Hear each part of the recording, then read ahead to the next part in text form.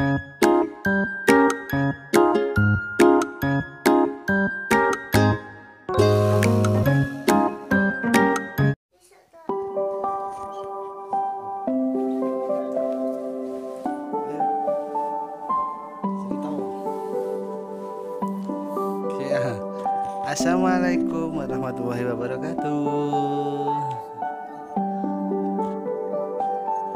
Selamat datang di konten kita cerita sebelum tidur. Mas Prabu suka sekali dibacakan cerita sebelum tidur ya. Sekarang ceritanya kisah ulama pendiri bangsa. Mas Prabu didengarkan ya. Nah, sebelum Bapak bercerita, Mas Prabu doa dulu sebelum tidur.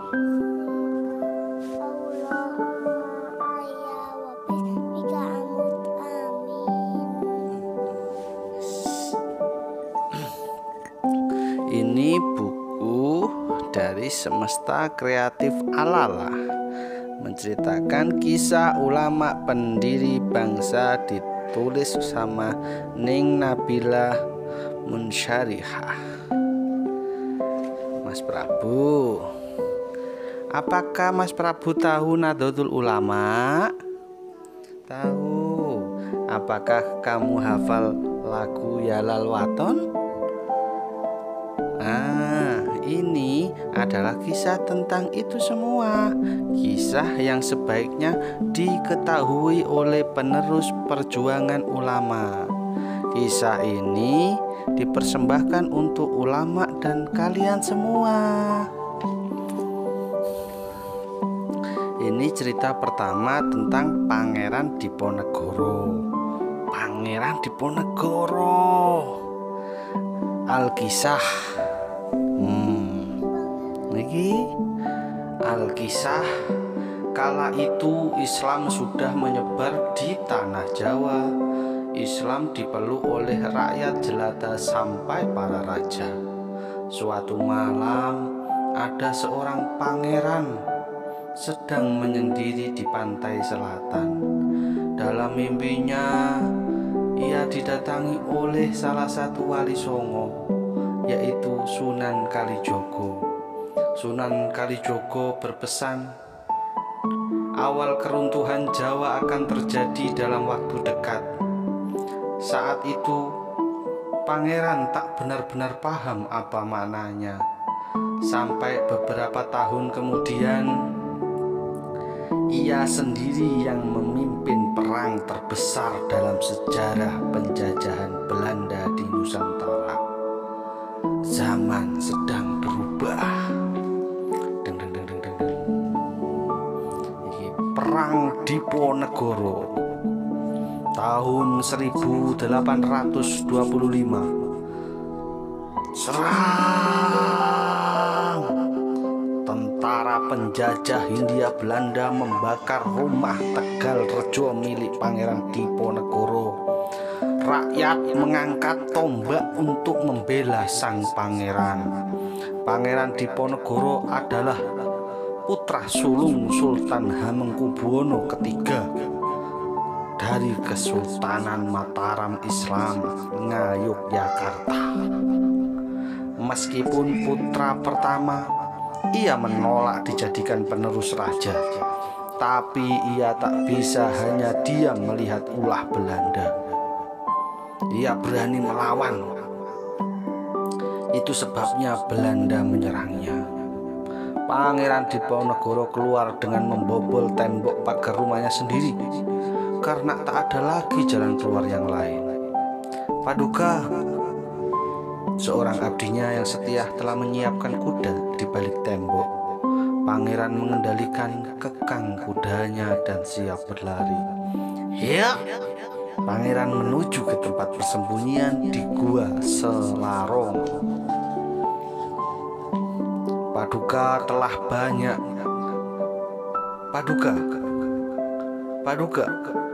banyak bangsawan dan rakyat bergabung dengan kita. Tidak lama lagi para kiai di Jawa dipastikan bergabung juga, lapor sang panglima perang. ribuan orang berperang bersama Pangeran Diponegoro pada tahun 1825-1830. Mereka memerangi Belanda yang membuat rakyat miskin dan menderita. Kiai dari berbagai daerah pun datang ke Gua Selarong. Mereka mau bersatu dengan pasukan Diponegoro untuk memperjuangkan kemerdekaan. Mereka bergerilya masuk dan keluar hutan. Hutan Jawa adalah tempat yang sempurna untuk mengendap-endap kemudian mendadak menyerang. Strategi gerilya ini membuat tentara Belanda yang tidak menguasai medan jadi kalang kabut. Hendrik van de Kolk, seorang perwira tentara Belanda, memiliki strategi untuk mengalahkan pasukan Diponegoro. Mereka membangun ratusan benteng untuk bertahan. Semakin hari, pasukan Diponegoro semakin terpojok. Kekuatan penting seperti pasukan Sentot Alibasa dan Kiai Mojo kalah menghadapi Belanda. Tidak hanya di wilayah Jawa Tengah, perang juga menyebar ke Jawa bagian barat dan timur, terutama setelah mengalami kekalahan. Pasukan santri semakin menyebar ke pedalaman menjauhi benteng-benteng Belanda. Salah satunya adalah Kiai Abdus Salam di Jombang.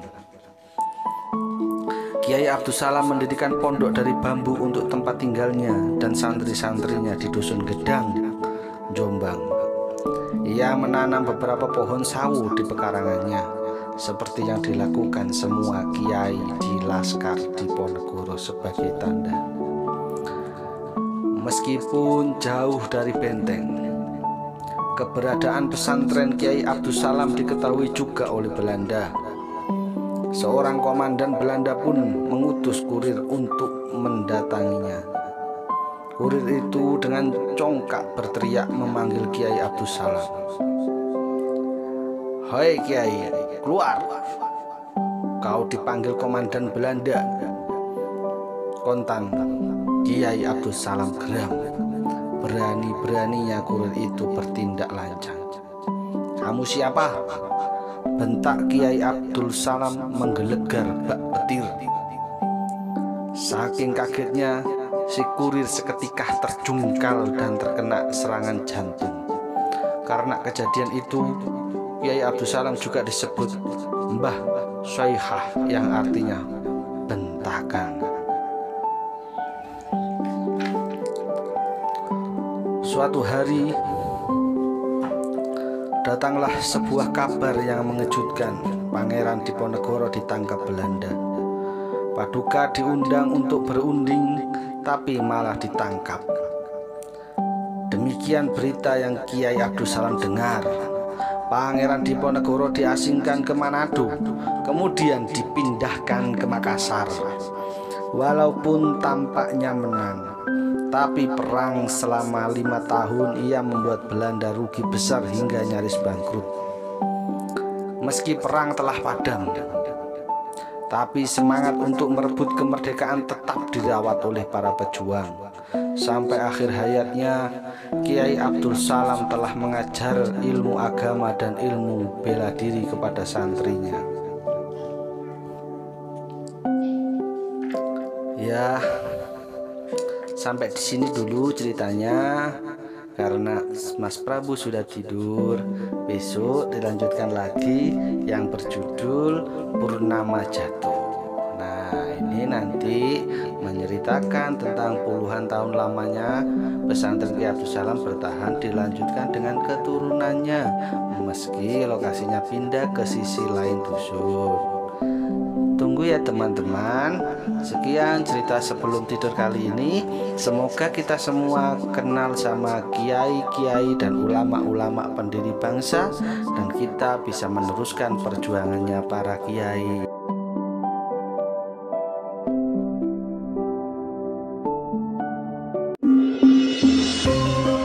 Lur, jangan lupa subscribe, komen, loncengnya ya. Pencet videoku ya selanjutnya. Nah,